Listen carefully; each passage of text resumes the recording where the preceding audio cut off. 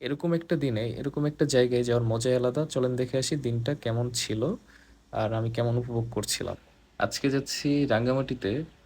তো আপনারা সবাই জানেন আমি গত ২ দিন আগে কাপ্তাই ক্যান্টনমেন্টে আসছি। তো কাপ্তাই ক্যান্টনমেন্টে যেহেতু আসছি সো রাঙ্গামাটি তো যাওয়া পড়বেই।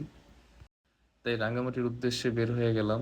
তো রাঙ্গামাটি আগেও ২-১ বার গেছি। এখান থেকে রাঙ্গামাটি যাওয়ার পথ হচ্ছে ২ টা। এক হচ্ছে গাড়ি নিয়ে তারপরে বরইছড়ি হয়ে তারপর যাওয়া লাগবে। আরেকটা হচ্ছে এখান থেকে বোট দিয়ে সরাসরি যাওয়া যাবে।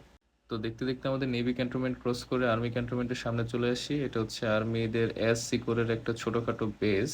ওদের এসসি কোরের হোম বেস কিন্তু আমাদের খুলনার জাহানাবাদ ক্যান্টনমেন্ট। তো ওদের এখান থেকে হচ্ছে সুন্দর মতো এসএসডি ক্রস করে আমরা যাচ্ছিলাম বোর্ডের দিকে। তো এটাই হচ্ছে আমাদের আজকের বোর্ড। আমরা এটা দিয়ে আজকে রাঙামাটি যাব।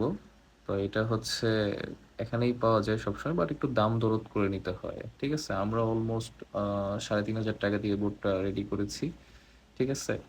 এবং আমরা ভাবছিলাম যে আজকে বৃষ্টি হবে, বাট আনফর্চুনেটলি কোনো বৃষ্টি হয় নাই। ঠিক আছে, আমরা বৃষ্টির প্রিপারেশন নিয়ে বের হয়েছিলাম, বাট কোনো বৃষ্টি হয় নাই। হ্যাঁ, আমার সাথে ২টা ঢাকার বড় ভাই ছিল। হ্যাঁ, আর এরকম সমুদ্র দেখতে দেখতে চলে যাচ্ছিলাম রাঙ্গামাটির দিকে। এবং অসম্ভব সুন্দর ছিল এসব সমুদ্র, বলার মতন না। আমার সাথে অনির ভাই ছিল, বাঁধন ভাই ছিল, জিকু ভাই ছিল। ঠিক আছে, জিকু ভাই হচ্ছে ফেমাস ইউটিউবার, উনি গেম খেলেন। ঠিক আছে, আর ছোটখাটো ব্লগ করেন, তবে গেম প্রফেশনাল উনি করেন পার্মানেন্ট। তাই ওনারা আমার সাথে একটা ট্যুর দিলেন ছোটখাটো।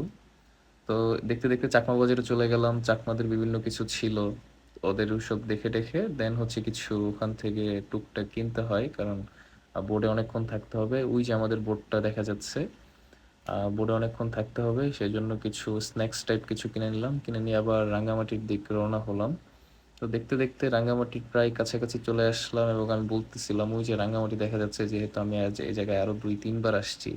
হ্যাঁ, আমি বাই রাস্তা দিয়েও আসছি, দেন হচ্ছে বোট দিয়েও আসছি, সো অনেকবার আসছি, কারণ আমি এখানে প্রায় ২০২১ থেকে ২০২৩, না না না, ২০১৯ থেকে ২০২২ পর্যন্ত আমি এখানে ছিলাম। সো আমি এখানের আশেপাশে সকল কিছু চিনা জানা আছে, ঠিক আছে। সো বোট নিয়ে বের হয়ে যাই, দেন আস্তে আস্তে যাচ্ছিলাম রাঙামাটির দিকে, এবং আশেপাশের সৌন্দর্য এত পূর্ব ছিল বলার মতন না। সবার এখানে একবার হলেও আসা খুব দরকার, ঠিক আছে। সো যেতে যেতে ক্ষুধা লেগে যায়, এবং ক্ষুধার জন্য আমি সাথে সাথে হচ্ছে যে আমাদের নৌকা চালাচ্ছিলেন তাদেরকে বললাম যে বেড়াইমা লেকের দিকে নিয়ে যেতে। বেড়াইমা লেকে হচ্ছে এখানে ভালো একটা রেস্টুরেন্ট আছে খাবার খাওয়ার মতন। তো এখানে ইন্টেরিয়রও খুব ভালো। আর যেহেতু আমার এখানে সেকেন্ড টাইম, আর যারা ঢাকা থেকে যারা এসেছে তাদের জন্য ফার্স্ট টাইম, সো আমি একটু ভালো জায়গায় নিয়ে যাওয়ার ট্রাই করেছিলাম।